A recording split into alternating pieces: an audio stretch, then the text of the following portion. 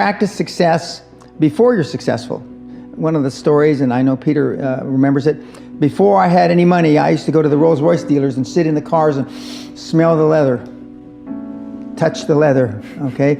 And these days, this is 40 years ago, I went to $1 million houses, and my wife and I would walk through the house, and they'd say, when are your parents getting here, kids? No, we are the buyers, okay?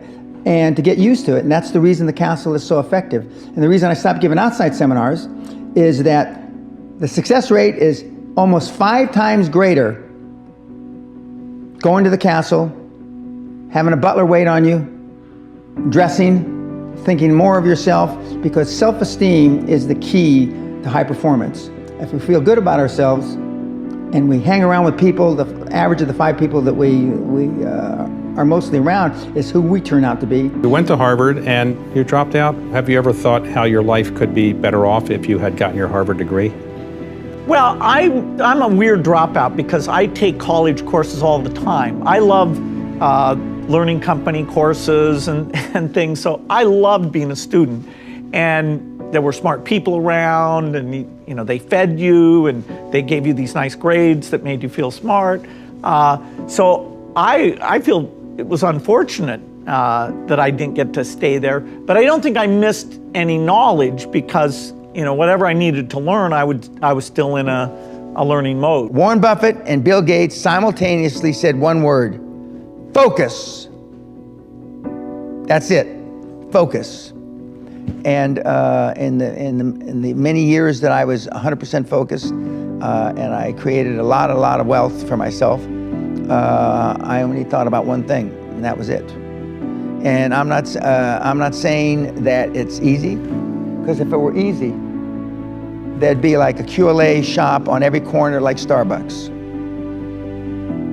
My market is 700,000 people out of 7 billion. If you want to be me. 700,000 out of 7 billion. I don't know what fraction that is, but it's not a very big one. That's it. There's 700,000 people on the planet that can commit to the focus, the laser beam focus of the Gates, Trumps, Ellisons, etc.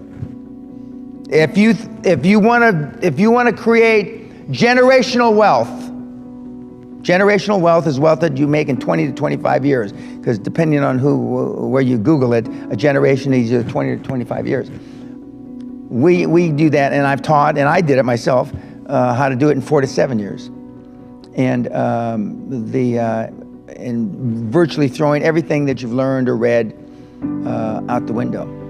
But it's focus, and not that many people can stay focused. In fact, that's an understatement, a gross understatement. Hardly anybody can stay focused. If you want to have impact, usually delegation's important. Although, you know, individual contributors in terms of inventing a drug or a new approach to things, that's phenomenal. So when Microsoft first got started, I wrote most of the code, and everybody else's code I read and kind of rewrote. And that got us up to 10 people. And then I had to say to myself, okay, we're going to ship code that I didn't edit. And that was hard for me. But I kind of got over that. Then I still said, okay, I'm going to interview everyone, and I'm going to at least look at samples of their code. Well, that got us up to about 40 people. And that was at a point where I had sold way more software than we could write because everybody was so impressed. And I thought, well, I need to collect enough money to, you know, keep hiring all these people. But the demand was so high that, you know, we were actually falling behind. That's when I hired Steve. And Steve figured out,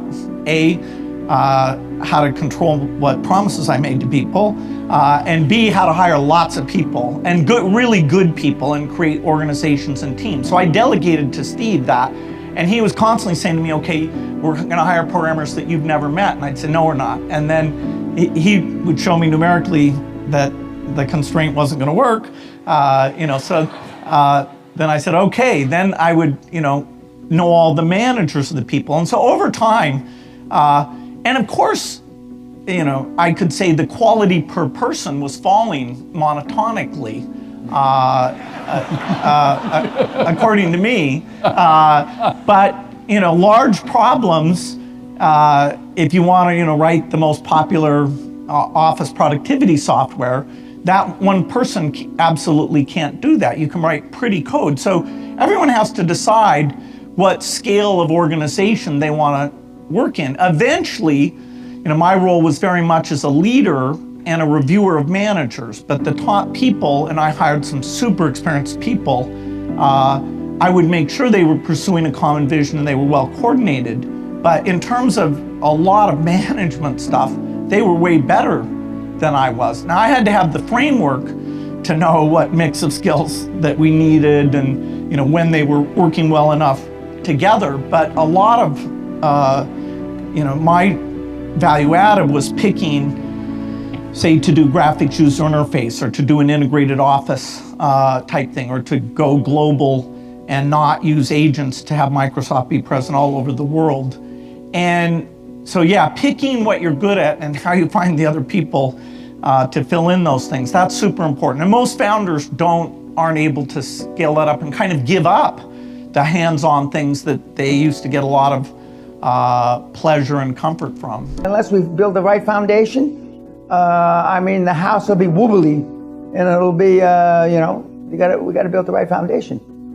And for the most part, most people in this room and most people listening on YouTube have to come to the realization, as sad as it is, that you have pissed, you have urinated heretofore up until this morning, your entire life down a hole.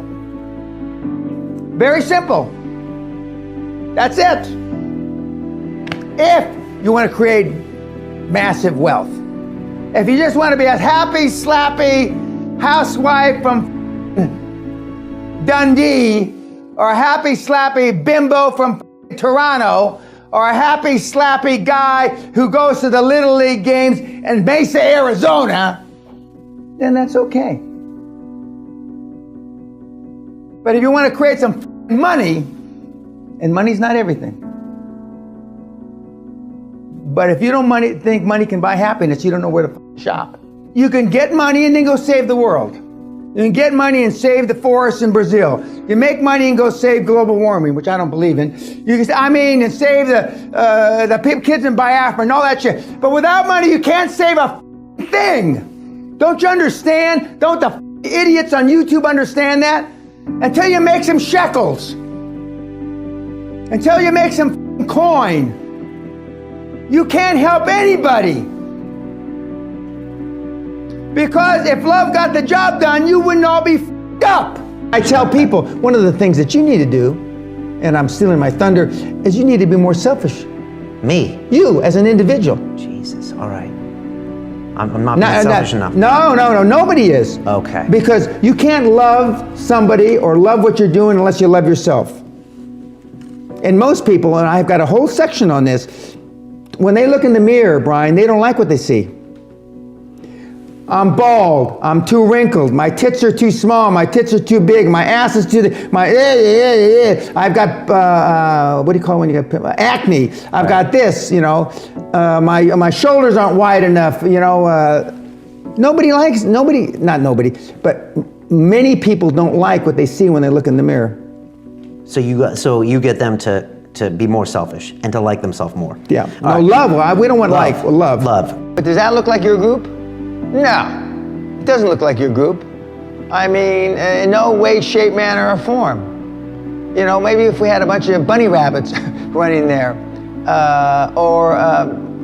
it's unbelievable. But again, you are who you hang around with, And as Oprah Winfrey says, and which I talk about a lot, is that you want people with a like mind and that are better than you, smarter than you, more intelligent than you, to get on your bus. And don't be so concerned about what you're going to do with those people, but you want to, the joint brain is, there's nothing the joint brain, collective brain, or brains, can't overcome. And I give the example of the atomic bomb, the Manhattan Project, and they were put together and they were told, we need to develop a weapon of mass destruction, which they didn't call it that back in those days, in the middle 40s, to end the war in the Pacific. And they did. They didn't know if it was implode or explode, but they did.